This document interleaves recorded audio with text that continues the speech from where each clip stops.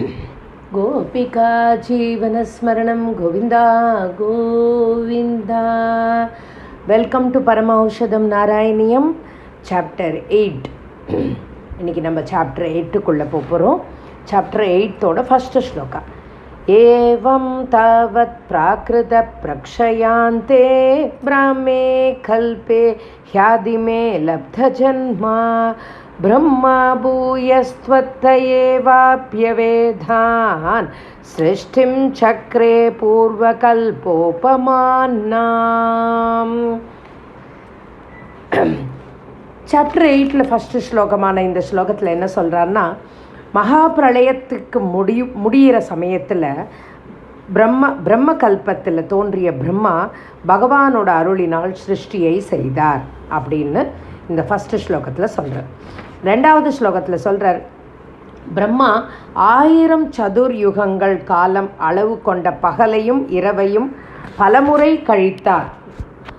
அப்படி கழித்த பின்னர் தான் படைத்தவற்றுடன் தானும் சேர்ந்து தான் என்னெல்லாம் படைச்சாரோ அதோடு சேர்ந்து பகவானிடத்தில் போய் ஒடுங்கி அப்படியே தூங்குறாராங்க. அவர் உறங்கும் நேரத்தை என்ன சொல்கிறோன்னா நைமித்திக பிரளயம் என்று சொல்கிறோம். இப்போ கொஞ்சம் மேத்தமெட்டிக்ஸ் பார்க்கலாம். பிரம்மாவோட ஒரு நாள் என்பது 1000 சதுர்யுகங்கள். 1000 சதுர்யுகங்கள். சதுர்யுகம்னா 4 யுகாஸ், 4 யுகங்கள். இதில் 4 யுகங்கள் என்னன்றது முதல்ல பார்க்கலாம். ஃபஸ்ட்டு சத்தியயுகம், நெக்ஸ்ட்டு திரேதாயுகம், துவாபர யுகம், கலியுகம். சத்தியயுகம்ங்கிறது 4800 டிவைன் இயர்ஸ் கொண்டது. நெக்ஸ்ட்டு திரேதாயுகம், அது 3600 டிவைன் இயர்ஸ். துவாபர யுகம் அது 2400 இயர்ஸ். ஸோ கலியுகம் 1200 டிவைன் இயர்ஸ். இந்த டிவைன் இயர்ஸும் நம்ம ஹியூமன் இயர்ஸும் ஒன்று கிடையாது.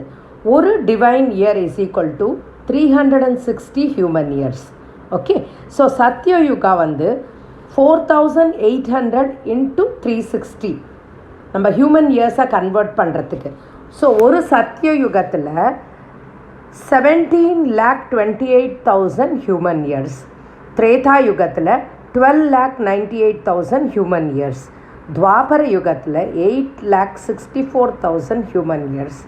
அண்ட் கலியுகத்தில் 4,32,000 human years.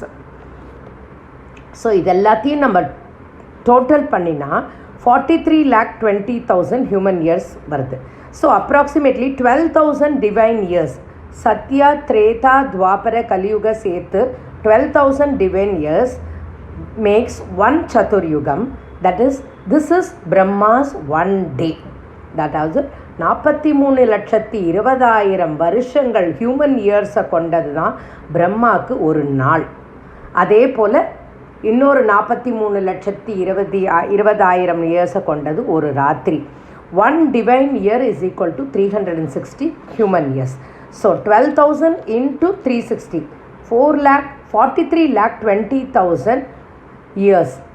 Human years is equal to one day for Brahma. இதை தான் ரெண்டாவது ஸ்லோகத்தில் சொல்கிறார். மூணாவது ஸ்லோகத்தில் என்ன சொல்கிறார்னா, நாள்தோறும் டெய்லி அவர் காலை முழுதும் படைக்கும் தொழிலில் ஈடுபடுகிறார். இதற்கு முந்தைய பிரம்ம கல்பத்தில் பிறந்தவர்களும், அதாவது இதுக்கு பிரளயத்துக்கு முன்னாடி இருந்த கல்பத்தில் பிறந்தவாளும், அதில் யாரெல்லாம் அந்த பிரளயத்தை தாண்டி பொழைச்சாலோ, யாரெல்லாம் சிரஞ்சீவியாக இருந்தவர்கள் கூட இந்த பிரம்மாவோட புதிய சிருஷ்டியில் என்னமோ தூங்கி எழுந்த மாதிரி சடார்னு எழுந்துட்டாலும். அப்படி தான் படைப்பு முதல்ல ஆரம்பமாச்சான். அதாவது முந்தைய பிரம்ம கல்பம் என்பது பிரளயத்திற்கு முன்னாடி. ஓகே, இதான் மூணாவது ஸ்லோகத்தில் சொல்கிறேன். நாலாவது ஸ்லோகத்தில் சொல்கிறார், 2 சாப்டர் முன்னாடி நம்ம பார்த்தோம், பிரம்மாவோட லைஃப் இஸ் டிவைடட் இன்டு 2 பார்ட்ஸ்ன்னு ஆஃப் 50 ஈச்ன்னு பார்த்தோம். I think you remember. So 50 each, அந்த 150 is called Parardha. And both the sets of 50, that is 50 இருக்கிறது பரா. 2 50 சேர்ந்தது ஒரு பரா. அண்ட் ஒரு 50 மட்டும் பார்க்கும்போது தட் இஸ் பரார்த்தம். ஆத்திய பிரம்மணக த்விதீய பரார்த்தே. இப்போ நாம் பிரம்மாவோட 2வது பரார்த்தத்தில் இருக்கோம்.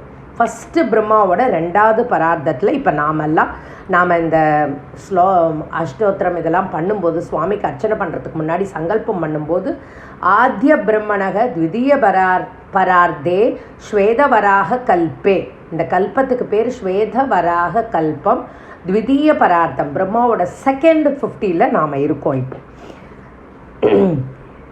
பட்டத்திரி இந்த ஸ்லோகத்தில் மேலும் என்ன சொல்கிறாருன்னா, பிரம்மாவோட அந்த முதல் பரார்த்தத்தின் கடைசி இரவு இருக்கு இல்லையா, என்ன நடந்தது, அடுத்த நாள் காத்தால் என்ன நடந்தது, இன்னெல்லாம் திருவிளையாடல் நீ செய்தாய் பகவானே அப்படிங்கிறத நான் இப்போ சொல்கிறேன் அப்படின்னு சொல்லிட்டு குருவாயூரப்பனை பார்த்து அவர் சொல்கிறார். 5வது ஸ்லோகத்திலேருந்து பகவான் வந்து பகவானோட திருவிளையாடலை பட்டத்திரி சொல்லப்படுறார். 5வது ஸ்லோகத்தில் சொல்கிறார், தாமரையில் உதித்தவனாகிய அந்த பிரம்மதேவன் பகல் பொழுது முடிஞ்ச உடனே பகவானிடத்தில் போய் அவரிடத்தில் ஒடுங்கிட்டு நல்ல ஆழ்ந்த உறக்கத்தில் போயிடுறார். உலகம் முழுவதும் அதே போல் அவர் படைச்சிருக்கார் இல்லையா, அவர் படைக்க ஆரம்பிச்சிட்டாரு. சொன்னோம் இந்த ஜீவராசிகள், சில சிரஞ்சீவியான ஜீவராசிகள் எல்லாமே போய் பகவானோட வயத்தில் இந்த பிரபஞ்சமே போய் ஒடுங்கிடுத்தான். அப்போ என்ன இருந்தது பாக்கி? வெறும் பிரளயத்தில் உண்டான அந்த சமுத்திரம் மட்டும்தான் இருந்தது. 6வது ஸ்லோகத்தில் என்ன சொல்கிறாருன்னா, இந்த பிரபஞ்சம் முழுக்க வெறும் நீர், எங்கே பார்த்தாலும் வெள்ளம், எங்கே பார்த்தாலும் தண்ணி தான். அப்படி இருந்த போதில் பகவான் மட்டும் அழகாக ஆதிசேஷனை மாதிரி பெட்டை போட்டுண்டு ஜம்முன்னு அதில் பேரானந்த வடிவமாக பகவான் வந்து துயில் கொண்டாய் அப்படின்னு, அதாவது துயில் கொண்டாய்னா பள்ளி கொண்டாய், படுத்துன்றிருந்தாய், ஆதிசேஷன் மேலே ஆதிசேஷன் மேலே சயனித்திருந்தார் பகவான் அப்படின்னு சொல்லிட்டு சொன்னார். 7வது ஸ்லோகத்தில் அப்படி நீ உறங்கிறதுக்கு போகிறதுக்கு முன்னாடி, நீ தூங்க போகிறதுக்கு முன்னாடி காலம் அப்படிங்கிறத அவர் கிரியேட் பண்ணா இல்லையா, பகவான் தானே கிரியேட் பண்ணா, பார்த்தோமே சிருஷ்டியோட அந்த விராட் ஸ்வரூபத்தின் தோற்றத்தில் பார்த்தோம். காலம் என்கிற சக்தியை நீ தானே உண்டாக்கினாய் பகவானே, அந்த காலம் என்ற சக்திக்கு நீ ஒரு ஆர்டர் போட்டுட்டு போறியாம். என்ன ஆர்டர் போடுற? பிரளயம் முடிஞ்ச உடனே என்னை எழுப்பு அப்படின்னு ஒரு அலாம் கொடு, ஒரு அலாம் பெல் வச்சுக்கோ, செட் பண்ணிக்கோ அப்படின்னு சொல்லிட்டு பகவான் சொல்லிட்டு போகிறார். 8வது ஸ்லோகத்தில் சொல்கிறார், இந்த உலகத்துக்கெல்லாம் நீ தான் தலைவா குருவாயிரப்பா அப்படின்னு கூப்பிட்டுட்டு அகில விஸ்வநாதான்னு கூப்பிடுறார் பகவானை. விஸ்வநாதான்னா உலகத்துக்கெல்லாம் தலைவர், அகில விஸ்வநாதான்னா இந்த உலகம் அனைத்திற்கும், அகில உலகத்திற்கும் நீதான் தலைவர் அப்படின்னு சொல்லிட்டு சொல்கிறார். இப்படி நீ 1000 சதுர்யுகம், அதுக்கப்புறம் தூங்க போயிட்டார் இல்லையா பகவான், 1000 சதுர்யுகம் தூங்குறாராம். 1000 சதுர்யுகம் உறங்கிய போதும் காலம் கரெக்டாக அலாரம் வச்சு எழுப்பி விட்டுருத்தான் பகவானை. பிரளயத்தோட முடிவில் பகவானே குருவாயூரப்பா பிரளயம் முடிஞ்சாச்சு எழுந்துரு அப்படின்னு எழுப்பி விட்டுதான். 9வது ஸ்லோகத்தில் அப்படி முழித்து கொண்ட நீ, இதெல்லாம் வந்து பட்டத்திரி டைரெக்டாக குருவாயூரப்பனை பார்த்தே பேசுகிறார். யாருக்கும் இப்போ என்ன மாதிரி உபன்யாசம் பண்ணலை, பட்டத்திரி டைரெக்டாக குருவாயூரப்பன்கிட்ட பேசுகிறார், குருவாயூரப்பன் டைரெக்டாக பட்டத்திரிக்கு பதில் சொல்கிறார். அதனால தான் இப்படி அமைஞ்சிருக்காது. பகவானிடத்தில் பட்டத்திரி பேசுவது போலவே அமைந்திருக்கிறது என்டையர் நாராயணியமும். 9வது ஸ்லோகத்தில் அப்படி முழித்து கொண்ட நீ உலகங்கள் யாவும் உன்னில் அடங்கி இருப்பதை கண்டு, முழுக்க பிரபஞ்சம் முழுக்க தன்னுள் அடங்கி இருப்பதை பார்த்துட்டு ஒரு சின்ன ஒரு கடாட்சம், ஒரு திருக்கண் பார்வை பகவான் வந்து அவை மீது, அந்த பிரபஞ்சத்தின் மீது, தன்னுள் அடங்கி இருக்கும் பிரபஞ்சத்தின் மீது செலுத்தினார். 10வது ஸ்லோகத்தில் சொல்கிறார், அப்படி உன் பார்வை பட்டதும் என்ன ஆச்சு குருவாயூரப்பா, உன்னுடைய நாபியிலிருந்து ஒரு அழகான ஒரு தாமரை மொட்டு அப்படியே ஸ்டெம்மோட அப்படியே தெரியறதாம். அந்த மொட்டு அவ்வளோ அழகாக இருந்ததாம். தாமரை மொட்டு பகவானோட நாபியிலேருந்து தோன்றித்து. அதனால தான் நாபியே கமலம் மாதிரி தான், அதுலேருந்தே ஒரு தாமரை தோன்றித்தான். நாபி கமலத்திலேருந்து ஒரு தாமரை தோன்றியது அழகாக ஸ்டெம்மோட. அந்த தாமரை வந்து அந்த சுற்றி இருக்கிற பிரளய ஜலத்தில் அந்த 11வது ஸ்லோகத்தில் சொல்கிறார், அந்த தாமரை மொட்டு வந்து பகவானோட திருமேனியிலிருந்து கிளம்பி நீருக்குள் வந்து வளர்ந்து பின் வெளியில் வந்தது. அதாவது அந்த ஸ்டெம் வந்து பகவானோட தாமரை மொட்டு தோணித்து நாபியிலிருந்து தோன்றித்து, அந்த நாபியிலிருந்து அது ஜலத்துக்குள்ளே விழுந்து ஜலத்திலேருந்து திருப்பி அழகான தாமரை மலர் போல் உருவாது. என்ன அழகாக இருக்குது இல்லையா, இமேஜின் பண்ணி பார்க்கவே. அப்படி தோன்றிய தாமரை சுற்றி வர இருக்கிற அத்தனை இருளையும் அகற்றித்தான், இருளை ஃபுல்லாக அகற்றித்தான். அவ்வளோ பிரகாசமாக இருந்தது அந்த தாமரை.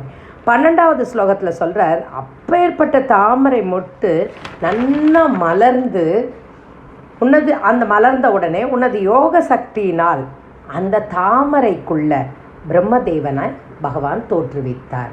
பிரம்மாவை பார்த்தேன்னா பிரம்மாவோட எந்த ஃபோட்டோ பார்த்தாலும் தாமரைக்குள்ளே உட்காண்டிருக்க மாதிரி தான் இருக்கும். தாமரை தான் அவரோட பர்த் பிளேஸு. ஸோ தாமரைக்குள்ளே அந்த பிரம்மாவை தோற்றுவித்தார். பிரம்மதேவன் எப்படி அப்பேற்பட்ட பிரம்மதேவன் என்ன பண்ணார், எல்லா வேதங்களின் அறிவும் தானாகவே ஃபுல்லாக அவரை கம்ப்ளீட் நாலேஜை அவருக்குள்ளே திணிச்சு அப்படி தோற்றுவிச்சார் பகவான். ஸோ பிறக்கும் போதே ஃபுல் நாலேஜோட எல்லா வேதங்கள் சாஸ்திரங்கள் எல்லாத்தோட நாலேஜோட பிரம்மா தோன்றினார். 13வது ஸ்லோகம், லாஸ்ட் ஸ்லோகம் ஆஃப் த சாப்டர், மிக மிக முக்கியமான ஸ்லோகம். அஸ்மின் பராத்மன் அனுபாத்ம கல்பே त्वमित्तमुत्थापितपद्मयोनिः अनन्तभूमा मम रोगरासिं निरुन्दिवातालयवासविष्णो. முதல்ல இதோட அர்த்தத்தை சொல்லிடுறேன். அப்பேற்பட்ட குருவாயிருப்பா, எங்கும் நிறைந்தவனே, எங்கும் நிறைந்தவனே அப்படின்னு சொல்கிறேன். இந்த பாத்மம் என்கிற கல்பத்தில் தான், அந்த கல்பத்தில் தான் பிரம்மாவை நீ தோற்றுவித்தாய். கல்பம்னா என்ன? 1000 யுகா சைக்கிள். 1000 யுகா சைக்கிள்னா 1000. What is a yuga cycle? 4 யுகம் கொண்டது. அதாவது ஒரு சதுர் யுகம், சத்தியயுகம், திரேதாயுகம், துவாபர யுகம், கலியுகம், இது சேர்ந்தது தான் 4 சதுர் யுகம். அப்படி 4 சதுர் யுகமும் சேர்ந்தது ஒரு யுகா சைக்கிள். அந்த 1000 yuga cycle is equal to 1 kalpa. So அப்படிப்பட்ட கல்பம், அந்த கல்பத்து பாத்மம் என்கின்ற அந்த கல்பத்தில் பிரம்மா தோற்றுவித்தாய், நீ தோற்றுவித்தாய். எல்லையற்ற பெருமையை கொண்டவனாகிய நீ என்னுடைய வியாதியை தீர்த்தருள்வாய் அப்படின்னு சொல்லிட்டு பட்டதிரி இந்த சாப்டரை முடிக்கிறார். இதில் இந்த இடத்துல ஒரு சின்ன விஷயம், ஒரு நல்ல விஷயம் ஷேர் பண்ணிக்க விரும்புகிறேன்.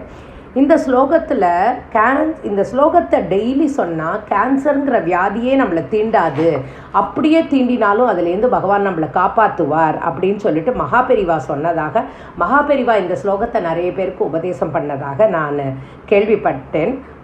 துஷ்யந்த் ஸ்ரீதர் அவர்கள் சொல்லி கேள்விப்பட்டேன்.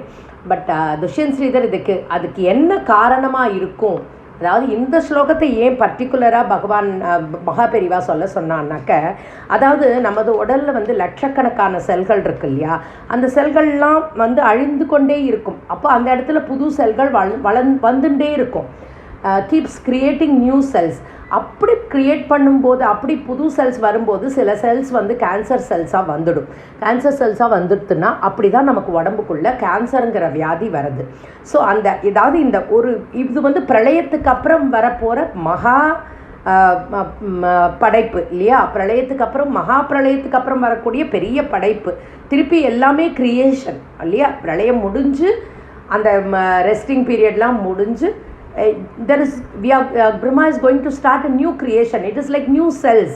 ஸோ அதனால் அந்த நியூ செல்ஸ் எல்லாம் கேன்சர் செல்ஸ் இல்லாமல் நல்ல செல்ஸாக வரணும் அப்படிங்கிறதுனால இந்த ஸ்லோகத்தில் தான் பகவான் பிரம்மாவை தோற்றுவித்தார் இல்லையா. அதனால் பகவான் பிரம்மா நியூ கிரியேஷனை ஆரம்பிக்க போகிறாருங்கிறதுனால அப்படி படைக்கிற நியூ கிரியேஷன் எல்லாமே நன்னா இருக்கட்டும் அப்படின்னு குருவாயூரப்பனோட அருளோடு நல்ல கிரியேஷனாக படைக்க போகிறார் பிரம்மா. அதனால் இந்த ஸ்லோகத்தை மகாபெரிவா சொல்லியிருக்கலாம். அதாவது வரக்கூடிய அழிஞ்சு உடம்பில் இருக்கக்கூடிய செல்கள் எல்லாம், பழைய செல்கள் அழிந்து புதிய செல்கள் வரும்போது அது நான் கேன்சரஸ் செல்ஸாக வரட்டும் அப்படின்ற ஒரு எண்ணத்தோட மகாபெரிவா இந்த ஸ்லோகத்தை எல்லாரையும் சொல்லியிருக்கலாம் அப்படின்னு இந்த இன்சிடெண்ட்டை உங்களோட ஷேர் பண்ணிக்கிறதுல நான் ரொம்ப சந்தோஷப்படுறேன். இந்த ஸ்லோகத்தோட இந்த 13வது ஸ்லோகமான அஸ்மின் பராத்மன் எல்லாருமே டெய்லி சொல்லலாம். நிஜமாகவே எந்த வியாதி இருந்தாலும் குணமாக்கக்கூடிய ஒரு ஸ்லோகம். கண்கூடாக நிறைய இன்சிடென்ட்ஸ் இருக்குது, மகாபெரிவாட சரித்திரத்திலேயே நிறைய இன்சிடென்ட்ஸ் இருக்குது. ஸோ இப்படியாக இந்த 8வது சாப்டரை பட்டத்திரி ரொம்ப அழகாக முடிக்கிறார்.